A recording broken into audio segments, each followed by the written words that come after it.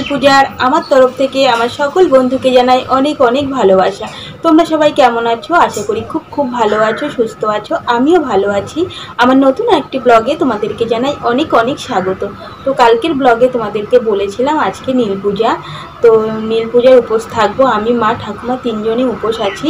আর এখন বাজে সকাল 10:30। সো 10:30 থেকে ব্লগটি স্টার্ট করলাম। আমি এখন সিঁড়ি ঘরে এসে তোমাদের সাথে কথা বলছি, কারণ ছাদে প্রচণ্ড পরিমাণে রৌদ্র আর নিচে মেশিন চলছে, তো সে কারণে তো আমি নিচে কথা বলতে পারবো না। আমার কথা শোনার আগে মেশিনের আওয়াজটাই তোমরা পাবে। তো যাই হোক, আজকে অনেক সকালে ঘুম থেকে উঠেছি। ঘুম থেকে উঠে সমস্ত কাজ করেছি। আমি, মা উঠানটা লেপেছি গোবর দিয়ে, যেহেতু বাড়িতে আজকে ঠাকুর আসবে, তো সে কারণে। তো এবার সমস্ত কাজ কমপ্লিট করে স্নান টান করে নিয়েছি। আজকে আমি শাড়ি পরেছি, নাইটি পরিনি, যেহেতু আজকে পুজোর দিন, তো শাড়ি পরে থাকি আমি, নাইটি পরি না। আর ব্লগটি আমি তারপর স্টার্ট করছি। আর জানো তো, পুজোর জন্য আমার সমস্ত সরঞ্জাম গোছানো হয়ে গেছে। ফুল, বেলপাতা, দুব্ব, ঘটের দুধ, গঙ্গার জল সমস্ত কিছু রেডি করে রেখেছি। শুধুমাত্র শিব আসার অপেক্ষায়। শিব আসলেই আমরা জলটা ঢালা শুরু করে দেবো, আমি, মা, ঠাকুমা। আর দুপুরে আজকে রান্না হবে কি বলো তো, সোয়াবিনের তরকারি আর ভাত। এইটুকুই রান্না করব, কারণ তিনজন খাবে। আর আমি, মা, ঠাকুমা তিনজন কেউই খাবো না। ফল বা সাবু এটা খেয়েই থাকবো আমরা।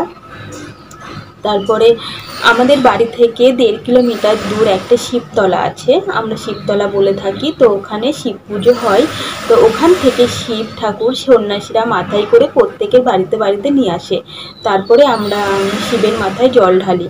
তো প্রত্যেকটা বাড়িতে নিয়ে যাই, সেই কারণে না বেশিটা ওয়েট করে না কারোর বাড়িতেই। তো আগে থেকে রেডি হয়ে বসে আছি, শিব আসলেই আমরা পুজোটা করে ফেলবো। তো যাই হোক, তোমরা আমার ব্লগটি দেখতে থাকো, সঙ্গে থেকো আমার। আজকে শিব পূজায় আমি কেমনভাবে আমি আমার শিবকে পুজো করি অবশ্যই তোমরা। ঠাকুর ঘরে এসে আমি সব কিছু গুছিয়ে ফেলেছি। একটা ঝুড়িতে কিছু ফল আছে তরমুজ, পূর্ণপাত্র, একটা থালায় আছে 2টো বেল, আর কিছু সাদা ফুল, আকন্দ ফুল, অপরাজিতা ফুল, বেলপাতা, দুব্ব সমস্ত কিছু শিবের জন্য তৈরি করে রেখেছি। আর ফুল আছে অনেক রকমের, আর আছে এদিকে সাবু ভেজানো, আর এদিকে ছোলা ভেজানো। তো এক এক করে আমি তুলসী তলায় এগুলোকে নামিয়ে নিয়েছি। ঘটে আছে দেখো ডাবের জল, গঙ্গার জল ও কাঁচা দুধ মিশিয়ে রেখেছি, শিবের মাথায় জল ঢালবো সেই কারণে। তো এদিকে দেখো শিব এসে গেছে প্রায়, তো আমরা ওর জন্য রেডি হয়ে বসে আছি। আর এই যে একটা সন্ন্যাসী হাতে শিব ঠাকুরকে নিয়ে মাথায় ছাতা দিয়ে চলে এসে আমাদের তুলসী তলায় শিব ঠাকুরকে বসিয়ে দেবে। আর সঙ্গে দেখো রয়েছে একটা বাচ্চা ছেলে, ও হয়েছে সন্ন্যাস। আর হাতে একটা ত্রিশূল আছে, গলায় আছে আকন্দ ফুলের মালা। তো বাচ্চাটাকে কি সুন্দর লাগছে সন্ন্যাসী সেজে। আর মা দেখো স্নান করে এসছে কেবলমাত্র, ভিজে গায়েই শিবের মাথায় জল ঢালবে।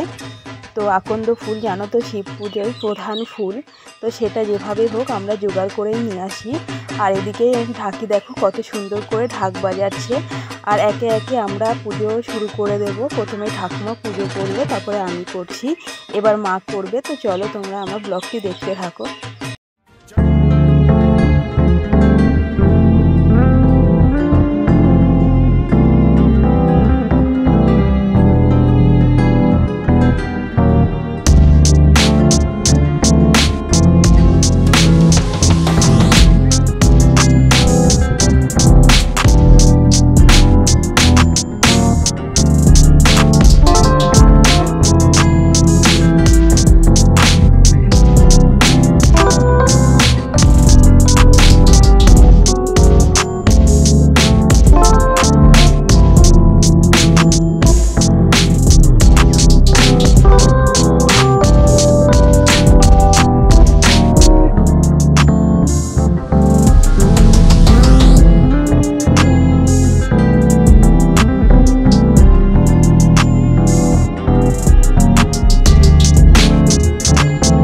এখন বাজে বিকাল 5:30। 5:30টার সময় আবারও তোমাদের সামনে আমি চলে এলাম। তো আমাদের বাড়িতে যখন শিব ঠাকুর এসেছিলো তখন বাজে প্রায় 12:30। তো 12:30টার সময় শিব ঠাকুর আনলো, তারপরে ওনাকে ভালোভাবে স্নান করালাম, পুজো করলাম, তারপর ওনাকে নিয়ে চলে গেল বাড়ি। যে আমাদের ঘরে শিবলিঙ্গ আছে সেটাকে পুজো করলাম, জল দিলাম, দেওয়ার পরে একটু রেস্ট নিয়ে তারপরে ঠাকুমা সাবু মাখা করেছিল আর ফল বানিয়েছিল, তো সেগুলো খেলাম। মানে ফল আমি ফার্স্ট আমাদের যেটা নিয়ম, খেজুর, কাঁচা খেজুর সেটা দাঁতে কেটে তবেই আমাদের উপোস ভাঙতে হয়। তো সেই খেজুরটা দাঁতে কেটে তারপরে চন্দ্রমিত্র খেয়ে, দুটো বাতাসা খেয়ে, জল খেয়ে আমি আর কিছু খাইনি। আমি গিয়ে শুয়ে পড়লাম, তো ঘুমিয়ে পড়েছিলাম। তা আমি এখন সমস্ত খাবারগুলো এখন খেয়ে নেব। একটু খিদে পেয়ে গেছে, যেহেতু সকাল থেকে কিছুই না খাওয়া, শুধুমাত্র দুটো বাতাসা খেয়ে আমি শুয়ে পড়েছি। তো চলো দেখো আমি কি এখন খাওয়া দাওয়া। বাড়ির ছাদে এসেই কথা বলছি তোমাদের সাথে। তো দেখো রয়েছে বাটিতে সাবু মাখা, আর এদিকে শশা, শাকালু আর তরমুজ। তো এই যে সাবু মাখাটা করেছে ঠাকুমা, দুধ, নারকেল। তারপর আমরা এই নীলের উপোসের দিন আমরা কোনো আগুনের জিনিস খাই না। ঠাকুমা এর মধ্যে দুধ দিয়েছে, তো সেই দুধটা হলো কাঁচা দুধ দিয়েই মাখা করেছে। আমরা কোনো আগুনের জিনিস আজকে খাবো না, আজকে আমরা সাবু আর ফল খেয়েই থাকবো। রাতেও আমি হয়তো আজ সাবু খাবো না, রাতে আমি হয়তো ফল খেয়েই শুয়ে পড়বো। আর মা ঠাকুমা কি করে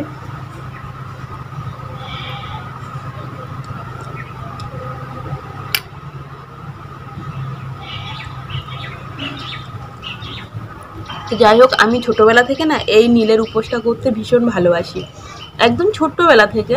মানে ছোটোবেলা যখন তখন যেভাবে পারতাম, যেভাবে মনে চাইতো ঠিক সেভাবেই আমি বাবাকে ডাকতাম, সেভাবেই আমি পুজো করতাম। আর আমি শ্বশুরবাড়িতে বিয়ে হয়ে আসার পর থেকে শ্বশুরবাড়িতে ঠাকুমা, মাকে আমি যে নিয়মগুলো পালন করতে দেখি আমি ঠিক সেই নিয়মেই আমি চলি, সেই নিয়মগুলো ঠিকঠাকভাবে পালন করে পুজোটা করি। আর মানে বিয়ের আগে কে আমাকে নিয়ম শেখাবে বলো, আমার তো মা নেই, আর বাবা কতটুকুই জানবে যে নিয়ম কিভাবে কী চালাতে হয়, কিভাবে করতে হয়। বাবা আমাকে বলতো তোর যেভাবে মনে চায় তুই সেইভাবেই বাবাকে ডাক, সেভাবেই তুই বাবাকে পুজো দে। তো আমি না সেইভাবেই করতাম, উপোস থাকতাম, থাকার পরে জল ঢালার পরে ভাত খেয়ে নিতাম। আর জল ঢালতাম কি, মানে অনেকবার জল ঢালতাম, অনেকবার, একবার নয়। মানে আমাদের ওখানে আমাদের পাড়াতেই এরকম শিব পুজো হয়, পাড়ার সবাই মিলে চাঁদা ঠাদা তুলে। তো ওখানে একটা মন্দির আছে, সেই মন্দিরে শিব ওরকম প্রত্যেকের বাড়িতে নিয়ে যায়, আর আমি প্রত্যেকের বাড়িতে গিয়েই জল দিতাম। নিজের বাড়িতে দেবো, কাকিমার বাড়িতে গিয়ে দেবো, পাশের বাড়িতে গিয়ে দেবো, অনেকবার জল ঢালতাম। আমার কেন জানি না ভালো লাগতো, ভীষণ ভালো লাগতো। তো যাই হোক, ছোট্টবেলার দিন মনে পড়লে ভীষণ মানে মজা লাগে যে এরকম করে বেড়াতাম। আর এখন বড় হয়ে গেছি, সেই দিনগুলো মনে হয় ফিরে পাই, তো ফিরে আর আসে না। তো যাই হোক বন্ধুরা, আমাদের এখানে যেন একটা তীর্থস্থান আছে, তোমরা হয়তো অনেকেই তীর্থস্থানের নামটা শুনেছ, জলেশ্বর। তো এখানে অনেক সন্ন্যাসী হয়ে অনেকে উপোস করে পুরো পায়ে হেঁটে বাবার স্থানে পৌঁছায়, জানো তো। কেউ গাড়িতেও যায়, কেউ পায়ে হেঁটে যায়। যেমন আমরা যেতাম এখান থেকে, বাড়ি থেকে প্রায় আমাদের 9 কিলো বা 10 কিলোমিটার হবে, বাড়ি থেকে পুরো পায়ে হেঁটে বাবার স্থানে যেতাম সেখানে। তো রাস্তায় প্রচুর লোক থাকতো, ওটা কোনো ব্যাপারই হতো না, মানে কোন দিক থেকে যে রাস্তা শেষ হয়ে যেত, কোনো কষ্ট বা কিছু ওসব কিছু মনেই হতো না। এরকম বিকাল টাইমে আমরা বেরিয়ে পড়তাম, রেডি হতাম, আর পৌঁছাতে প্রায় সন্ধ্যা পার হয়ে অনেকটা মানে রাতও হয়ে যেত। রাস্তায় আমাদের মতন অনেক প্রচুর লোক, আর রাস্তাতে গান করতে করতে অনেক রকম শ্লোক বলতেই যাওয়া হতো। ভীষণই মজাদার একটা জিনিস ওটা। তো জিনিসটাকে ভীষণভাবে আজকে মিস করছি, জানো তো। কারণ এই 2 বছর ধরে যাওয়া হয় না, মানে গত বছর যাওয়া হয়নি, পুরো ফুল লকডাউন ছিল। তো ফুল লকডাউনে তো মন্দির খোলা ছিল না, সেই বছর কিছুই হয়নি। এই যে বাড়িতে শিব সেটাও পর্যন্ত আসেনি। তারপরে এবছর মন্দির খুলেছে, পুজো হচ্ছে, তবুও মানে করোনা তো সেভাবে নির্মূলভাবে আমাদের দেশ থেকে যায়নি। তো যাই হোক, লোকজন একটু কম যাচ্ছে, সবাই মাস্ক পরে। আমরা এবছর আর গেলাম না, কিন্তু সামনের বছর যদি ঠাকুর টানে তাহলে হয়তো যাওয়া হবে। আর সবই ঠাকুরের ইচ্ছা, নিজেদের উপর কিছুই নেই। তো চলো বন্ধুরা, আজকের মতো ব্লগটিকে আমি এখানেই শেষ করে দিচ্ছি। তো দেখা হবে আবার নতুন ব্লগের সাথে। তো ততক্ষণ পর্যন্ত তোমরা খুব খুব খুব ভালো থাকবে, আর আমার চ্যানেলটিকে সাবস্ক্রাইব করে আমার পাশে থাকবে। আর ভালো লাগলে একটি কমেন্ট করো আর লাইক করো। তো লাভ ইউ অল।